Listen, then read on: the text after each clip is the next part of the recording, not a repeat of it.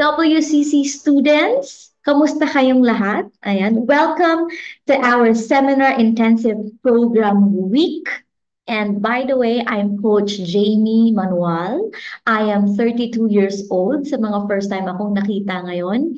And I am, I have two kids. 6 years na rin akong married. Ayan. And exciting ang pag-uusapan natin ngayon because we're gonna talk about let me share to you my screen, and we're gonna talk about usapang love, courtship, and marriage.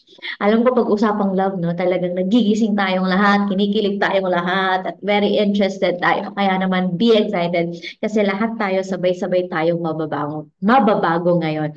So before anything else, sige, mag-pray muna tayo. Lord, thank you because ikaw po ang author ng love, and excited po kami, hindi lang kiligin, pero matutunan kung ano ba talaga ang real design mo when it comes to love. Lord, tulungan mo kami, buksan mo yung mga puso namin, yung mga isip namin, Lord God, as we learn, Lord God, about this. And literally, Lord God, tulungan mo kami, Lord God, sa pangalan ni Jesus, lahat ay magsabi ng Amen. So, I have a question. What is the best way to love? No? Yung masasabi mo, this is it. Diba yung, uy, this is it. Ito na to, love ko na siya, crush ko na siya. Diba? This is it moment. Diba? Kasi nowadays, everybody has something to say about love. Ang dami nating sinasabi about love, ang dami nating comments about love, ang dami nating pinaglalaban about love. And actually, kalat siya sa movies, sa memes, TV shows, commercials, YouTube videos, sa mga vlogs na pinapanood natin, at sa mga kaibigan natin. Now, let me share to you these photos. Okay? Siguro familiar siya sa inyo. Okay? Hindi ko nasasabihin. Pero alam niyo ba itong couple na ito? Okay, ay nag-spend lang naman ng $2 million worth of wedding. Yes, 2 million worth of wedding pero hindi to peso. Pinag-uusapan natin dollars. Okay, and sadly, okay, they broke up in 2011. Next couple natin. Alam ko, familiar din sila sa inyo. Di ko na rin sasabihin yung pangalan. But alam niyo ba itong couple na ito ay nag-spend naman ng $3 million worth of wedding, pero nag-break up din sila, or nag-break sila, okay, 5 years after nilang ikasal. Next photos. Okay? Ayan, mga couples na kilalang-kilala natin. Okay? Ito rin ang mga tao na to ay pakasal, pero naghiwalay. No, yung mga lapit-lapit na lang tayo sa mga generation natin ngayon. Ayan, kilala niyo din yan. Kaya yung latest ngayon, 'di ba? Yung mga iniidolo natin ng mga mga teen couples, na sikat ay naghiwalay din.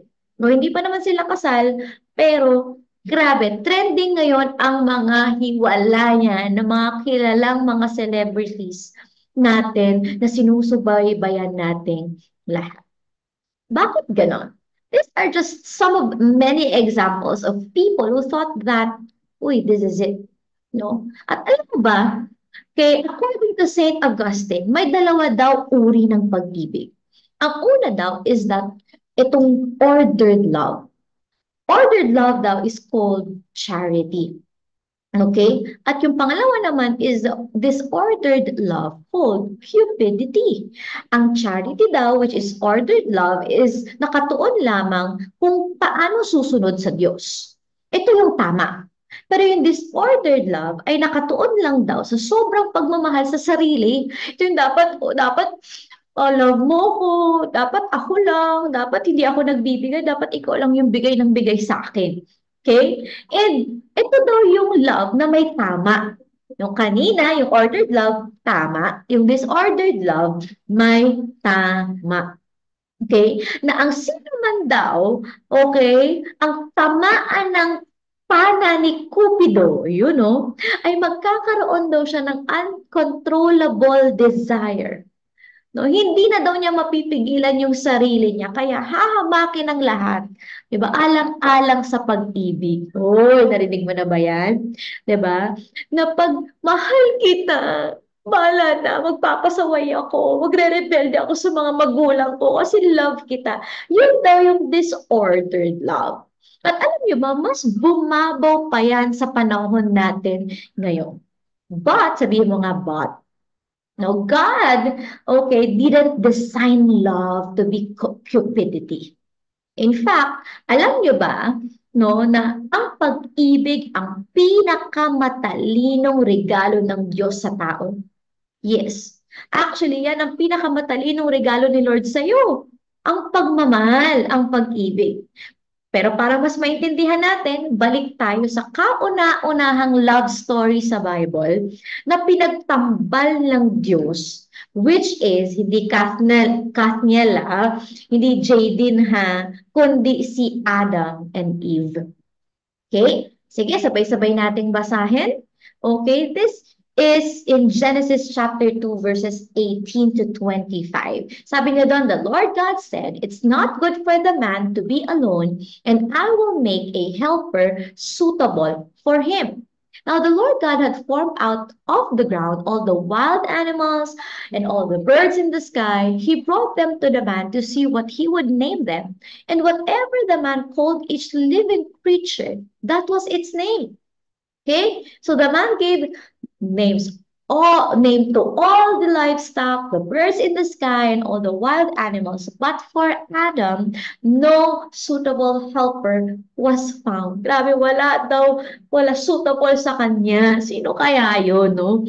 So in verse 21, so the Lord God caused the man to fall into a deep sleep. And while he was sleeping, he took one of the man's rib, ilan daw, one lang, no?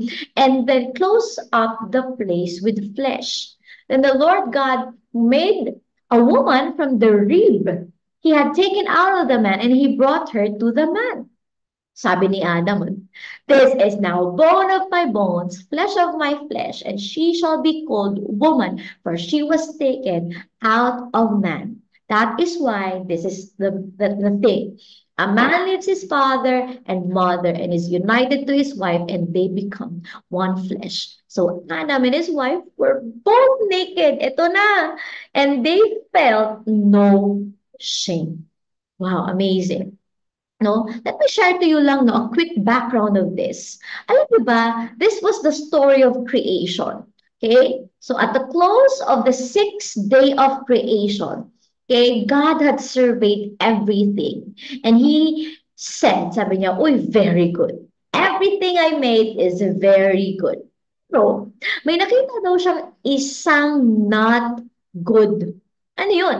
And that is man. Man daw is what? Man is alone. Mag-isa daw si Adam. Okay? So God made the first woman.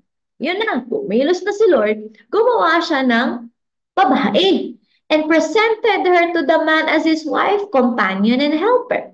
She was God's special love gift to Adam. Helper kasi, ang original word nito is what? Is Azer. Hindi ka-azar, okay? Ka-azar, okay? Hindi. Azer. Di ba? Hindi rin utusan, kundi katuwang. Aid. Di ba? Aid daw, hindi AIDS. Okay? So, iba yun. Okay. So, ang tanong ngayon is this. Si Lord ba ay KJ pagdating sa love? Tanong kita, si Lord ba ay KJ when it comes to love? No. Because God is what? Si Lord mismo ang nagsulat ng love eh. God is not against romantic love because He is the author of love. God designed love to be one that honors Him by binding the two people for each other and unto Him. So anything daw that defeats that design is bound to destroy either the two or their bond with God. Kaya kung meron man tayong dapat gustuhin pag-ibig, WCC students, no? Kung may gusto kang pag-ibig, yun daw ay isang, what? Ay isang God-honoring love. Kung may gusto kang pag-ibig, ito daw po ay God-honoring love. So ang tanong, what is the ordered way of God-honoring love? Yan ang pag-uusapan natin ngayon. Ano ba ang isang God-honoring love? Okay, what is the ordered way of God-honoring love? First, take note of this. Purpose before partner. Okay? So again, what is the ordered way of a God-honoring love? First, purpose before partner. Sabi niya doon, the Lord God said, it's not good for the man to be alone, and I will make a helper suitable for him. Now, sabi niya doon, so now the Lord formed out of the ground. Ito na, may mga wild animals na, birds in the sky. Diba? Ang ginawa ni Adam, pinangalanan niya lahat. Right? Pero, wala daw suitable helper kay Adam. Listen up. I want to clarify this. No? Number one, order is that purpose daw comes before partner. Okay? It is right no, that after giving the task, ano yung task na yon? The task is to name all the animals. Okay? Isipin mo, wala pang dictionary noon, wala pang Google, wala pang library. Ito si Adam. Okay? Paano niya napangalanan lahat ng animals? It was all because of the power of God in his life. He was so busy with his purpose, he was so busy with his calling, na what? Na ginagampanan niya doon sa garden. He was busy beautifying the garden. He was busy naming all the animals. Ito, hippopo. Naku, hirap. Lord, tulungan mo ko. Hippopotamus. Wow! Ito naman sa puno, monkey. Wow! Alisipin mo yun na. Thousands of animals. He was naming all of them. Ang galing. No? So, inuna ng Diyos. Isipin mo, inuna ng Diyos ang ibigay sa kanya ang kanyang purpose bago ang katuwang. Okay? Example, mauuna ang trabaho bago ang empleyado. Kaya kailangan ng empleyado kasi may trabaho. In the same way, one purpose ni Lord sa isang relationship kung bakit niya pinagtatambal ang magkatambal ay para bigyan siya ng katuwang sa isang task. Listen up. O bakit ka bibigyan ng katuwang kung wala ka naman palang ginagawa? Oh, hindi mo kailangan ng helper kung hindi ka pa naman napapagod sa isang task. 'Di ba? Now, listen up. You are not in a relationship just to find pleasure or satisfy your emotion. Kasi gusto ko ng clingy partner eh. E di kumuha ka ng unan, yakapin mo.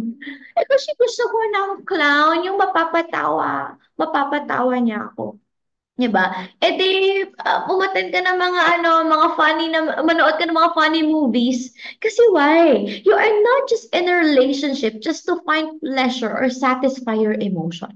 Make sure that you are entering a relationship, marriage, for a purpose.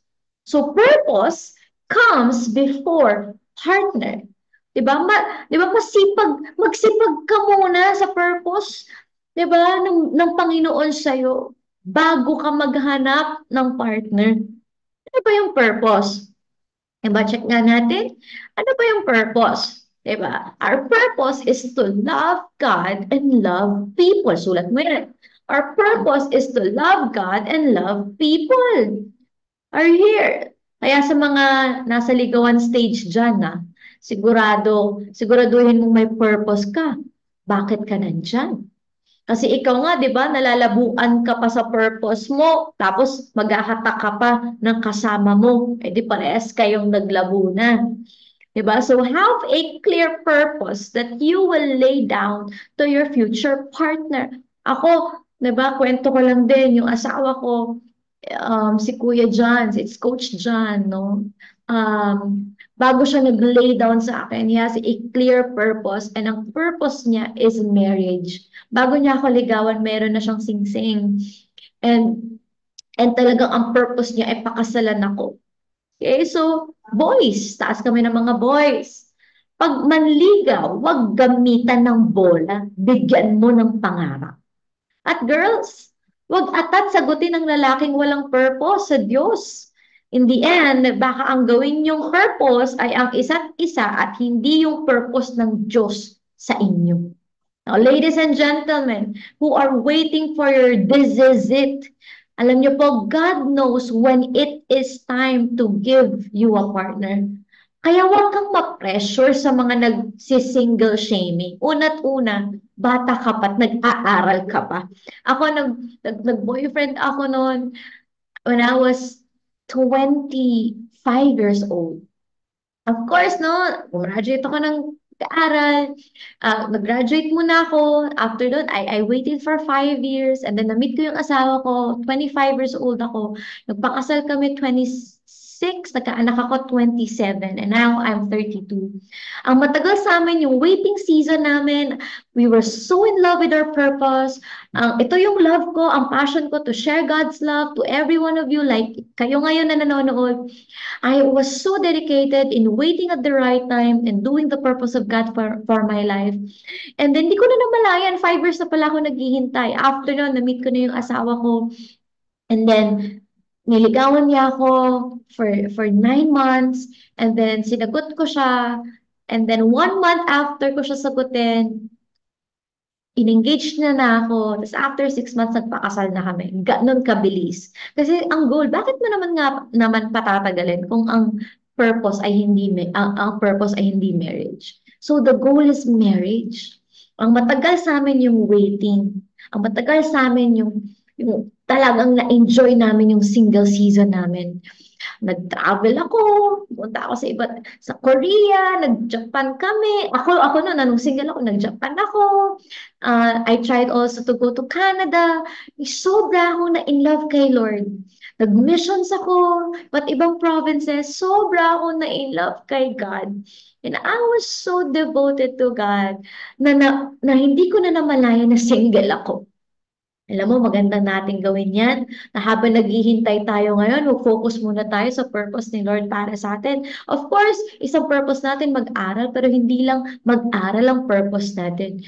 Again, it is to love God and love people. Again, okay, your purpose is not just yumaman together or yumaman, mag-graduate, but your purpose is to love God, love people. And this is the ordered way of God-honoring love. Ano ulit yung una? Yung una is purpose before partner. Naku, isulat mo yan. So, purpose muna bago ka mag-jowa, Purpose muna bago sagutin, ha? Purpose muna bago kiligin. Purpose muna bago magpakasal. Second, ano pa ba ang God-honoring love? Second is forming before claiming. Sabi sa Genesis chapter 2, 21-23. So the Lord God caused the man to fall into a deep sleep. Ito na, pinatulog na ni Lord si Adam. And while he was sleeping, he took one of the man's ribs and he closed up the place with flesh. So dito na sinabi ni Adam, oy, okay, dinala na ni Lord si Eve kay Adam. Okay? Siya mismo naghatid. At sabi ni Adam, this is now bone of my bones, flesh of my flesh. Okay? Now, clarify ko lang. God formed Eve habang tulog si Adam. Okay, sabi doon, no? Diba? Sabi to fall into a deep sleep. So, tulog si Adam. At paggising niya, she claimed her as his. Okay? Nga pala, men, if the Lord is talking or taking something out of you, huwag kang malungkot. Perhaps God is brewing a surprise for you na mas maganda pa sa kinuha niya. Kaya kung nag-break kayo, okay lang yan. May inalis si Lord sa buhay mo, okay lang yan. May hinahanda si Lord na mas maganda. Diba? So now, I have a question. Si Adam ba ang nag-suggest kay Lord ng asawa? No. Si Adam ba ang nag-offer ng Lord? Eto na, Lord, kunin mo na yung rib ko. Lord, o kaya kung ayaw mo yung rib, sige, ilong na lang.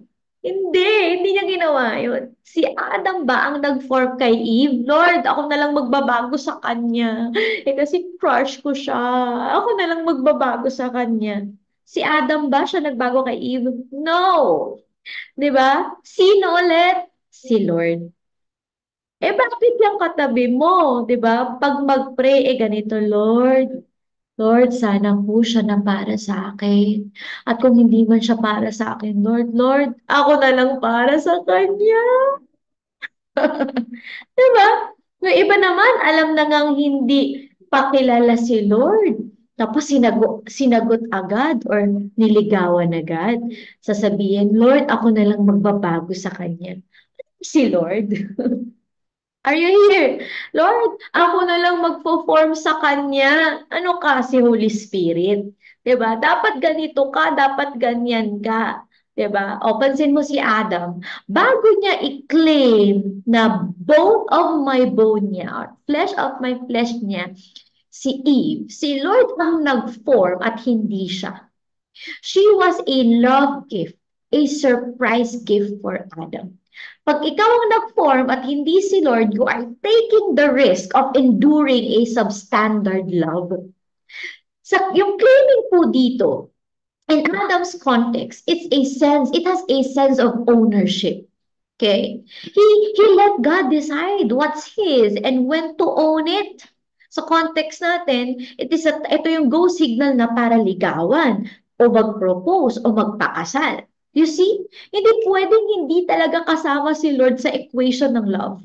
Hindi pwedeng nandiligaw ka nang hindi kasama si Lord. Hindi pwedeng sinasagot mo yung tao na hindi kasama si Lord. Hindi mo man lang pinag-pray at hindi mo man lang pinaalam sa magulang mo at hindi mo man lang dinaan sa tamang proseso. Now, listen up, single, mga kabataan, Gen Zs, let the Lord form you and the other person. At again, hindi ikaw ang magpo-form ng feelings, ha? Tapos magni-ninja moves ka. 'Di ba? At girls, wag kang papayag na nililigawan ka patago. Remember, maganda ka.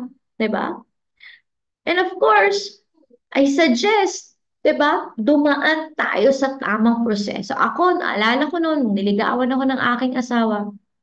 Dumaan kami sa tamang proseso. Puntahan niya ako sa bahay. No, and ayoko sa labas, ayoko kung saan niya ako pinupuntahan. Sa bahay niya ako pinuntahan. After noon, nung nagpaalam siya sa akin, pumunta siya sa mga magulang ko, pinaalam niya ako.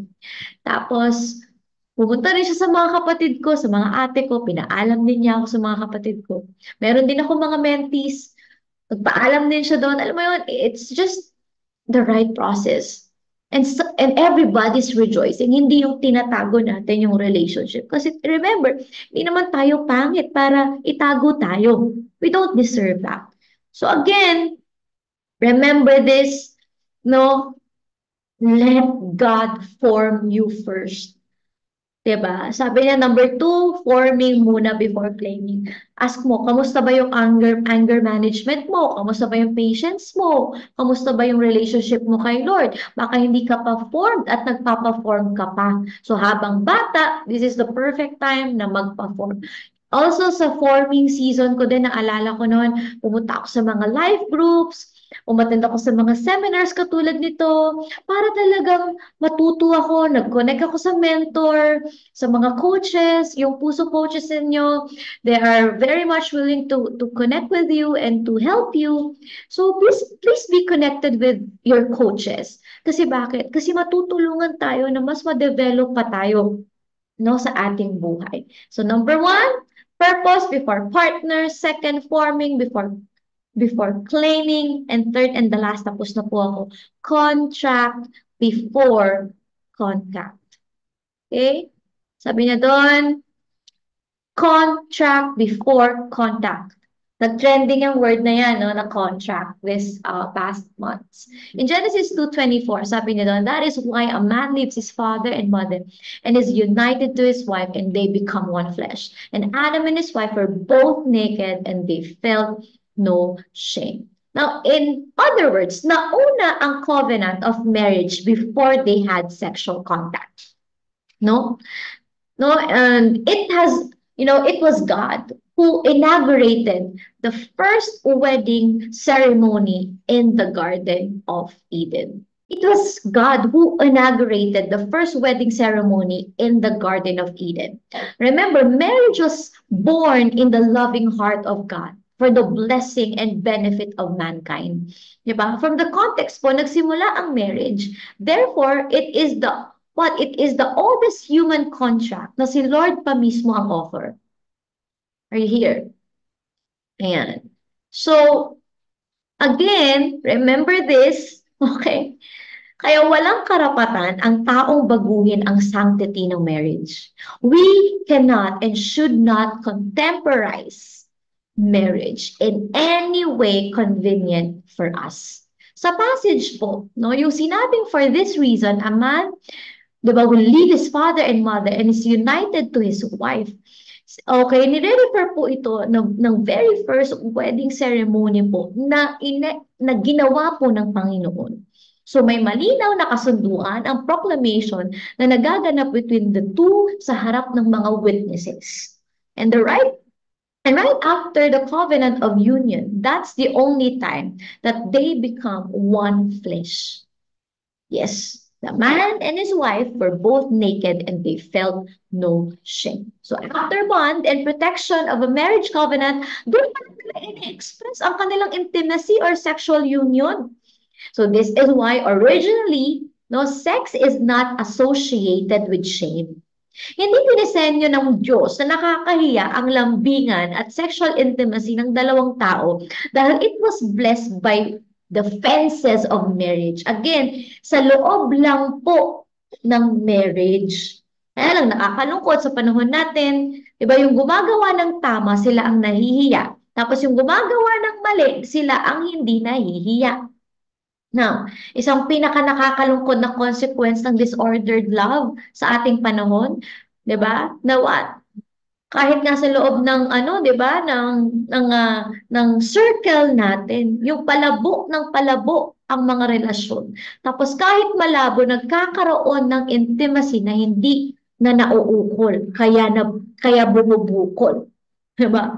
At kalaban ng biblical love, ang cultural love, kung saan pati pati mga hindi inaasahan, yung mga dapat hindi gumagawa nun, ay ginagawa na rin nila. Okay. Now, the truth is, may malaking problema kapag inuna ang intimacy bago ang clarity.